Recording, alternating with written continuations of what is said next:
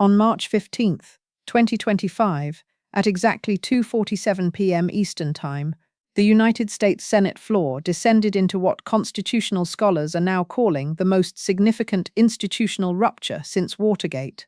23 Republican senators, led by Senator Lisa Murkowski of Alaska, stood in unified defiance before a packed chamber and demanded the immediate resignation of President Donald Trump. This wasn't a private caucus discussion or leaked committee memo. This happened on live C-SPAN broadcast, watched by 7 million Americans in real time, with another 23 million viewing clips within the first hour. The marble corridors of the Capitol, which have witnessed 234 years of political theater, had never seen anything quite like this moment of institutional fracture broadcast to the world. For those who've watched American politics evolve over decades, who remember Nixon's helicopter departure and Clinton's impeachment proceedings, this development represents something categorically different. This isn't opposition party resistance. This is a civil war within the governing coalition itself, playing out in high definition for global audiences. Before diving deeper into what happened in those chaotic 17 minutes of floor debate, if you want to stay informed as this constitutional crisis unfolds hour by hour, hit that subscribe button now. This channel has broken 3 major political stories before mainstream networks over the past 6 months, and what's developing in Washington requires citizens to stay ahead of the official narrative. The foundation for this revolt didn't materialize overnight. According to 4 sources familiar with internal Republican Senate communications, the fracture began forming on February 28, when a 47-page classified intelligence briefing was delivered to the Senate Intelligence Committee. That document, portions of which have now been corroborated by 3 independent intelligence analysts, allegedly contained evidence of what multiple senators described in private conversations: impeachable coordination between Trump administration officials and foreign military contractors regarding Ukraine policy. Senator Mitt Romney, who attended that closed-door briefing, emerged visibly shaken, according to 2 staffers who were present in the anteroom. He reportedly made 7 phone calls within 30 minutes, all to Republican colleagues who would later join the resignation demand. The credibility of these claims rests on more than partisan accusations. The Government Accountability Office released preliminary findings on March 12, confirming that $1.7 billion in military aid appropriated by Congress for Ukraine defense was redirected through 3 different Department of Defense accounts between January 15 and February 20. The GAO report, which runs 83 pages and cites 127 specific transaction records, notes that such redirection occurred without the legally mandated congressional notification process outlined in the Impoundment Control Act of 1974. Senator Susan Collins of Maine, typically measured in her public statements, told reporters that the GAO findings represented clear statutory violations that demanded immediate accountability. Her legal assessment carries weight. She served on the Appropriations Committee for 19 years and has read thousands of GAO compliance reports. NBC News obtained text message exchanges from a senior Republican senator's phone, verified through metadata analysis by cybersecurity firm CrowdStrike, showing that at least 15 senators coordinated their floor statements for maximum impact. The messages, time-stamped between March 14 at 11:43 p.m. and March 15 at 1:15 p.m., reveal strategic planning of speaking order, specific evidence citations they would each highlight, and even rehearsed responses to expected pushback from Trump-aligned senators. One message from Senator Rob Portman of Ohio read, "We go with constitutional citations first, evidence second, moral duty third. Keep it under 4 minutes each, or we lose C-SPAN's sustained coverage." This level of orchestration among Republicans to publicly challenge their own party's president is unprecedented in modern Senate history. Understanding how 23 senators reached this breaking point requires examining the psychological journey that began not in February, but in the chaotic aftermath of the 2024 election certification. Senator Bill Cassidy of Louisiana, a physician by training who approaches politics with clinical precision, had been quietly documenting what he termed constitutional irregularities in a private Google Doc shared with 12 colleagues.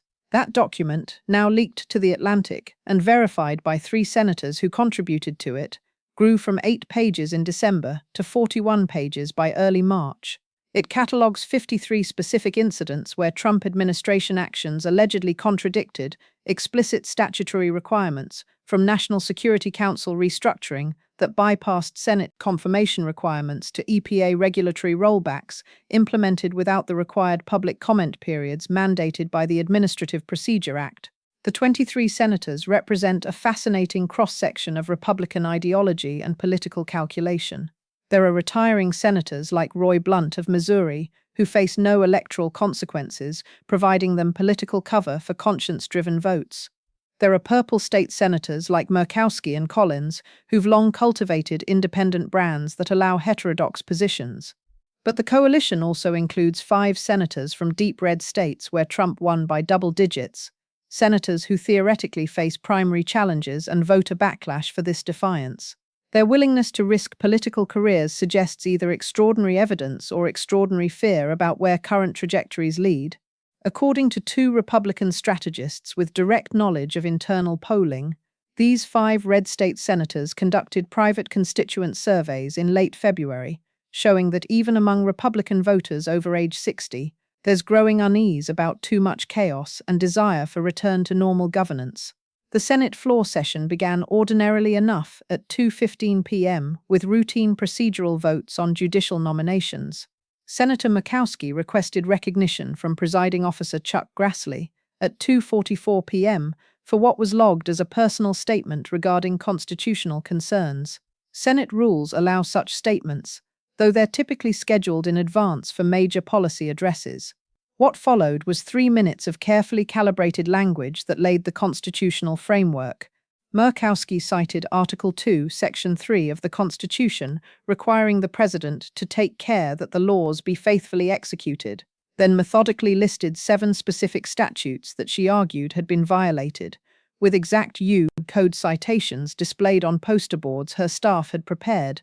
Her voice remained steady, almost professorial, creating cognitive contrast with the revolutionary content of her words.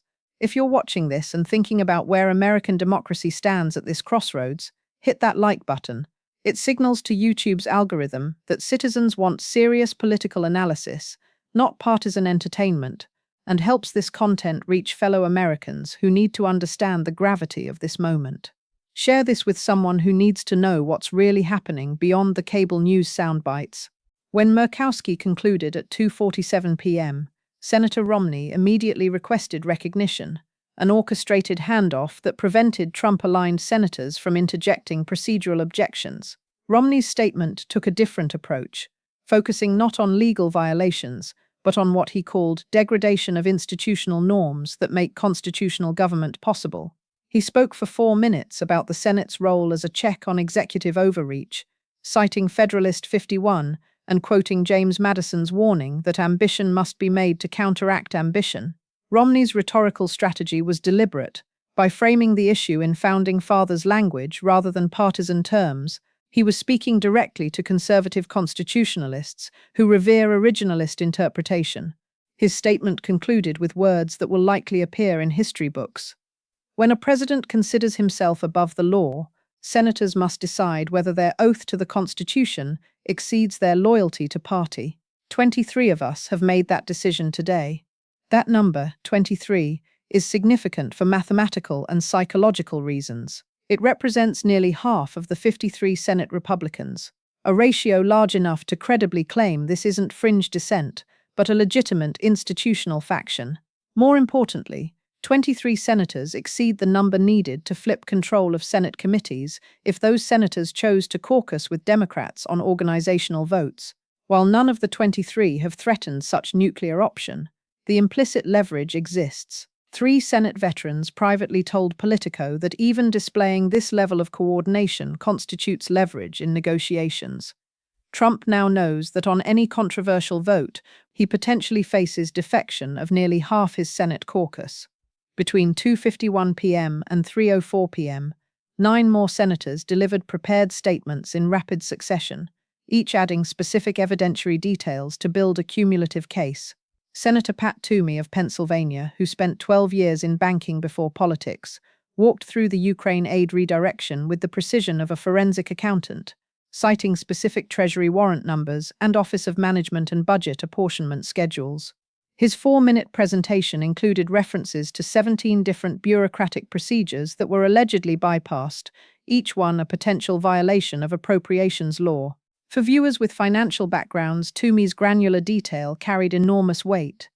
This wasn't rhetorical flourish, but someone reading the receipts. Senator Richard Burr of North Carolina, former Intelligence Committee chairman, took perhaps the most dramatic turn. He referenced the February 28 classified briefing obliquely, staying within rules prohibiting disclosure of classified material, but his word choices telegraphed severity to those fluent in intelligence community language.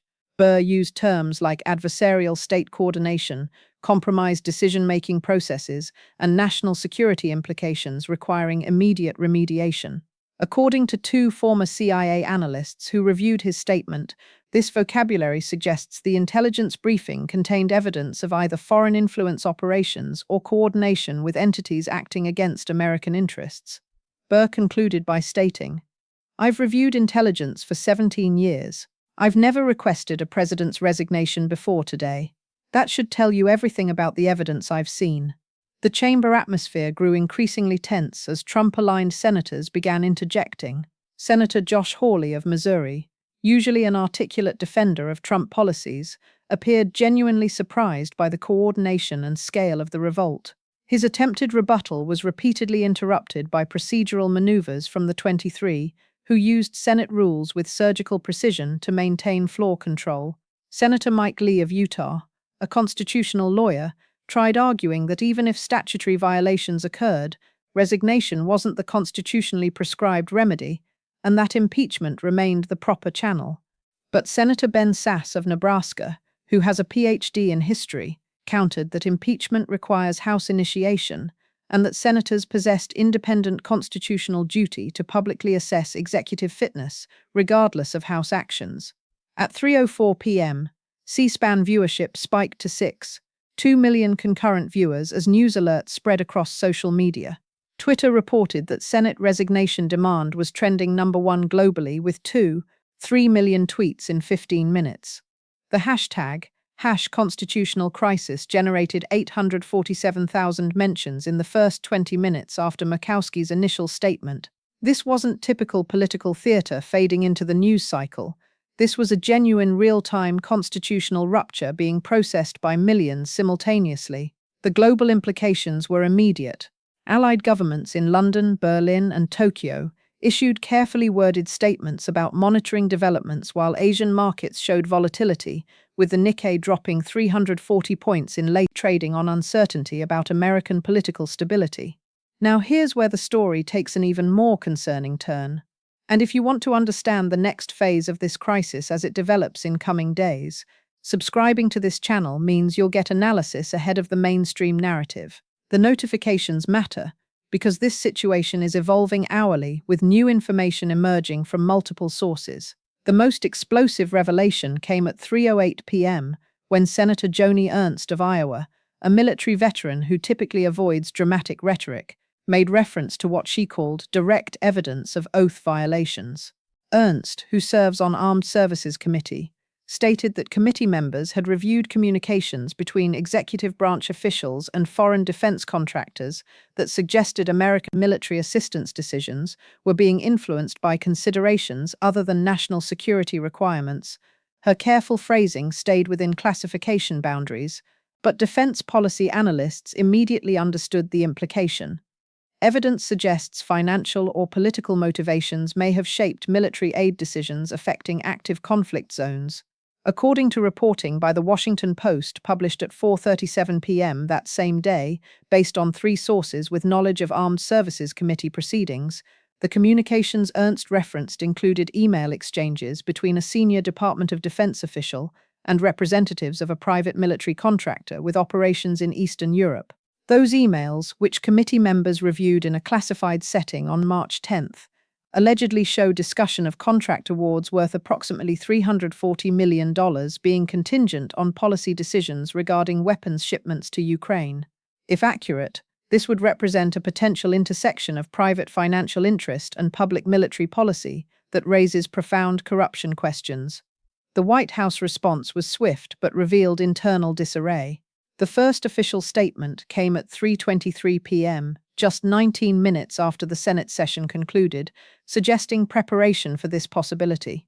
Press Secretary Sarah Matthews released a written statement calling the senators' demands a partisan stunt by rhinos seeking media attention.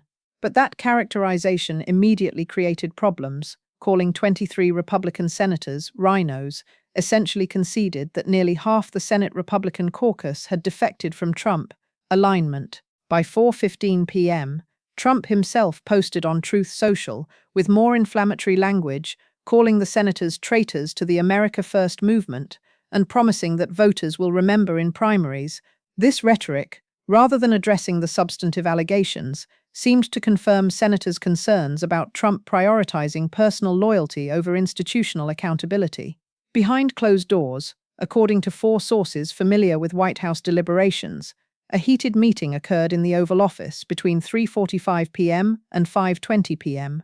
Participants included Chief of Staff Susie Wiles, White House counsel Todd Blanche, and Republican National Committee Chair Michael Whatley. The discussion centered on how to stop momentum from building toward actual impeachment proceedings or broader Republican defection. One source described the mood as crisis management mode, with Wiles arguing for a more substantive response, addressing the specific allegations, while Trump reportedly resisted acknowledging any wrongdoing. The meeting concluded without clear resolution, and no second public statement emerged that evening, allowing the senators' narrative to dominate news cycles without effective rebuttal. The 23 senators' strategic calculation appears to involve creating space for additional defections by demonstrating that challenging Trump won't result in political isolation. Within 3 hours of the Senate floor statements, 6 Republican House members issued supporting statements, including Representatives Liz Cheney of Wyoming and Adam Kinzinger of Illinois, both of whom had already established anti-Trump credentials, but also 4 members who had previously maintained studied neutrality. Representative Don Bacon of Nebraska, whose district Trump won by 8 points in 2024, released a statement saying the Senate Republicans raised legitimate constitutional questions deserving serious consideration rather than dismissive attacks. For a House member in a competitive district to even partially validate the Senate revolt suggests calculation that Trump's political invincibility may be eroding among persuadable voters. Public opinion data emerging in the 48 hours following the Senate confrontation showed fascinating generational and educational splits. A Reuters Ipsos poll conducted March 16, 17, with 1,247 respondents found that among Republicans over age 65, 34% agreed that Trump should consider stepping down if allegations are proven true, while only 18% of Republicans under 45 shared that view. Among Republicans with postgraduate degrees, 41% expressed support for the senator's demand for accountability, compared to 22% of Republicans without college degrees. These numbers suggest the 23 senators may have accurately read their core constituencies. Older, more educated Republicans appear more receptive to institutional accountability arguments than younger, populist-aligned voters. Drop a comment below with your prediction. Will these 23 Republican senators maintain their stance if facing actual impeachment votes, or will political pressure force them to back down? Your engagement helps this content reach more people who need this analysis. What happens in the next 10 to 14 days will likely determine whether this revolt becomes a historical footnote or a genuine constitutional turning point. Several time-sensitive factors are converging. First, the House Oversight Committee has scheduled a March 28 hearing on the Ukraine aid redirection, with GAO officials and 3 Department of Defense witnesses subpoenaed to testify. Chairman James Comer, typically a Trump ally, has publicly committed to getting answers about the appropriations process, suggesting even friendly committees feel pressure to investigate substantively. Second, Senator Murkowski announced that the 23 senators will release a joint written report on March 25, detailing their evidence and constitutional analysis. That document, which sources say will exceed 100 pages with extensive appendices, represents an attempt to create a permanent record, justifying their actions beyond the emotional immediacy of the floor speeches. Third, and perhaps most significantly, is the April 2 Supreme Court oral argument in Trump Congressional Oversight Coalition, a case challenging congressional subpoena power for executive branch documents. While that case originated from different circumstances, the ongoing Senate revolt creates new political context that could influence how aggressively the court protects or limits congressional investigative authority. If the court rules that Congress has broad subpoena power over executive branch records, it strengthens the hand of senators and House members seeking additional evidence about Ukraine policy decisions. Conversely, a ruling favoring executive privilege would make investigation and potential impeachment much harder, potentially allowing Trump to run out the clock on this controversy. The international implications extend beyond market volatility. According to diplomatic cables obtained by Foreign Policy magazine, at least 7 NATO allies have privately expressed concerns to State Department officials about American political stability affecting collective defense commitments. One European foreign minister, speaking anonymously to preserve diplomatic relationships, told reporters that the Senate revolt raises questions about whether American security commitments remain reliable when domestic politics are so chaotic. Ukrainian President Volodymyr Zelensky, whose country depends heavily on American military assistance, maintained public neutrality but reportedly convened his National Security Council for emergency consultations about scenario planning if American aid becomes unreliable due to political turbulence in Washington. Perhaps the most underappreciated dimension of this crisis is its impact on future presidential accountability, regardless of how the immediate Trump situation resolves. The 23 senators have essentially established a precedent that Senate Republicans will publicly demand resignation of their own party's president if evidence of wrongdoing becomes sufficiently compelling. This represents a potential return to pre-partisan polarization norms, where institutional loyalty sometimes exceeded party loyalty. Senator Romney made this point explicitly in a March 17 interview with The Atlantic, stating, "We're trying to show that the Senate can still function as the cooling saucer the founders intended, where institutional duty transcends political tribalism. Whether that vision can be sustained against intense political pressure from Trump's base remains the central question." 4 scenarios now appear possible over the coming months, each with different probability weightings based on current evidence and political dynamics. Scenario 1. Probability approximately 15%. Trump actually resigns within the next 60 days, either due to mounting evidence making his position untenable or backroom negotiations where resignation is exchanged for certain legal protections. This seems unlikely given Trump's historical pattern of never conceding or backing down, but the involvement of 23 Senate Republicans creates pressure dynamics, unlike anything he's previously faced. Scenario 2. Probability approximately 35%. The House initiates impeachment proceedings by late April, creating a formal investigative process that generates additional evidence and forces every House and Senate Republican to take recorded positions. This scenario depends heavily on whether additional senators defect and whether evidence in the March 28 hearing proves sufficiently damaging. Scenario 3. Probability approximately 40%. The controversy gradually fades as the news cycle moves to other crises, with the 23 senators maintaining their rhetorical position but lacking sufficient coalition to force actual consequences. Trump survives by delegitimizing the senators as the swamp and mobilizing his base to pressure them into silence through primary threats. This scenario reflects the pattern of previous Trump controversies where short-term outrage failed to convert into lasting accountability. Scenario 4. Probability approximately 10%. A genuine third-party challenge emerges in the 2028 Republican primary, with one of the 23 senators offering themselves as a constitutional conservative alternative, splitting the Republican coalition and potentially enabling Democratic victory. This seems like a long-shot scenario, but becomes more plausible if Trump's approval ratings continue declining among older Republican voters who historically vote at higher rates than younger cohorts. The broader significance of March 15th Senate revolt extends beyond Trump's political survival to fundamental questions about institutional resilience in hyper-partisan environments. For decades, political scientists have worried that partisan polarization would prevent Congress from exercising meaningful oversight of presidents from their own party. The 23 senators' willingness to publicly challenge Trump suggests that institutions may retain more independent capacity than cynics assumed. Yet simultaneously, the vicious White House response and immediate primary threats demonstrate how difficult institutional independence has become in an era where party bases demand absolute loyalty to leaders rather than to constitutional principles. For Americans watching this unfold, particularly those who've seen multiple political crises over decades, the critical question isn't whether you support or oppose Trump personally.